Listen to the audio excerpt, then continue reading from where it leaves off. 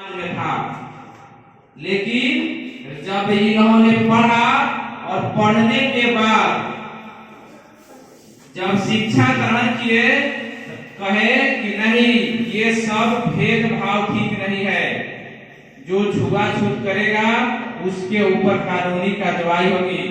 जब हमारा देश आजाद हुआ कब? 15 अगस्त 1947 को। तो 15 अगस्त 1947 के बाद हमारे देश का संविधान बना। संविधान, अब संविधान क्या है? तुम लोग पढ़ा होगा 7वां में 8वां में। संविधान, संविधान हम उसे कहते हैं कि किसी भी देश को या किसी भी संस्था को चलाने के लिए जिस नियम कानून को एक पुस्तक में संग्रहित कर दिया जाता है और उसी पुस्तक से देश का या किसी संस्था का काम जो है शुरू होता है, वह संविधान कहलाता है। समझा? तो इस देश के संविधान को लिखने के लिए, समझा, संविधान को लिखने के लिए संविधान सभा का गठन हुआ। बहुत से विद्वान बैठे और बैठने के बाद जो है उसको लिखा गया, हर आदमी को क्या अधिकार मिलना चाहिए। छुआछूत है, छुआछूत जो करेगा उसके साथ भेदभाव करेगा, उस पर कानूनी कार्रवाई होगी। समाज में समानता का अधिकार होना चाहिए, सब आदमी समाज में बराबर है। समझा? किसी के साथ भेदभाव नहीं करना चाहिए, ऊंच नीच का भाव नहीं होना चाहिए। तो इन्होंने जब संविधान को लिखा गया तो इसमें 299 लोग जो है बैठे हुए थे और सभी लोगों ने बैठकर विचार किया, संविधान को अपना अपना मंतव्य दिया कि भाई ये नियम फलना काम के लिए होगा, ये नियम ऐसे होगा कि ना। तो इस नियम के आधार पर 2 साल 11 महीना और 18 दिन में हमारा संविधान बनकर तैयार हुआ। और उसी संविधान को यानी 26 नवंबर 1949 तो यह जो है ये संविधान बनकर पूर्ण रूप से तैयार हो गया। जैसे तुम लोग प्रस्तावना में पढ़ता होगा, नीचे लिखा रहता है कि 26 नवंबर 1949 कृति शीर्ष सप्तमी का शुक्ल, उसमें जो है पढ़ा होगा कि इसको हम आज जो है आत्मर्पित समर्पित उसको हम करते हैं, उसको आज से उसको मानते हैं।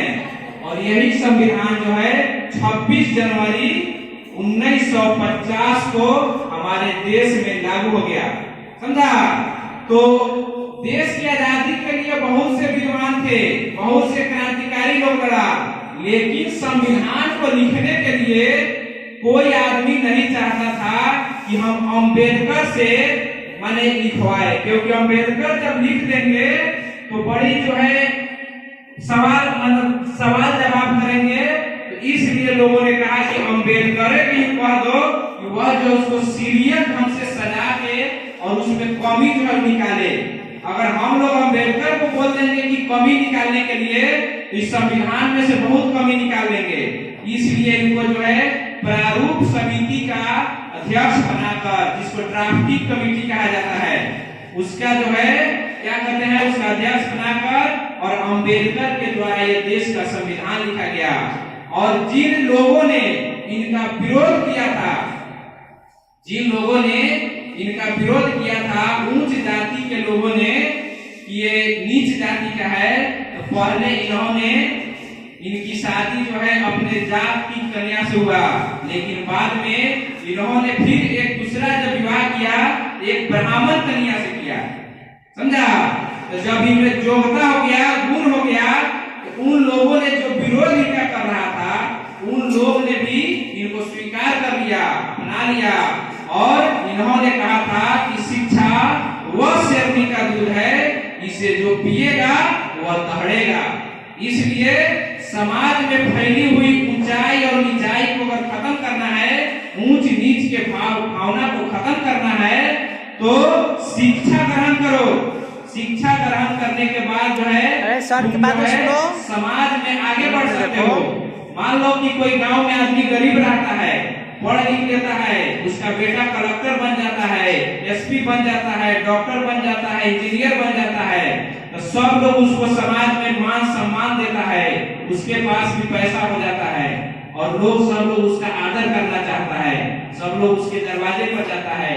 जिस व्यक्ति के पास धन नहीं रहता है, शिक्षा नहीं रखता है, उसको समाज में लोग तिरस्कार करता है। इसलिए हमें जरूरी है कि आज जो है क्या करना चाहिए, शिक्षा ग्रहण करना चाहिए और समाज में फैले बुराइयों को दूर करना चाहिए, समझा। तो अम्बेडकर जी के तरह जो है हमें आगे बढ़ना है और इनके विचारों पर क्या करना है, चलना है, ठीक है।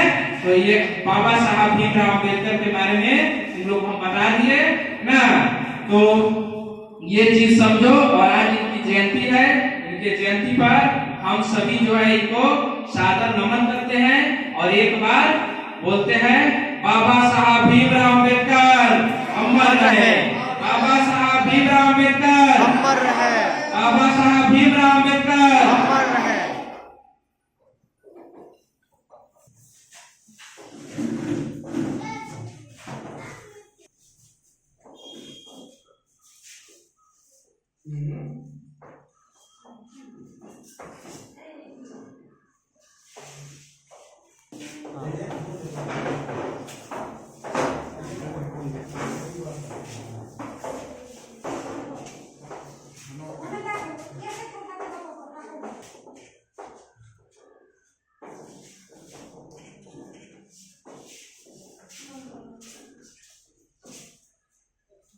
चलो अगला भी चलेगा।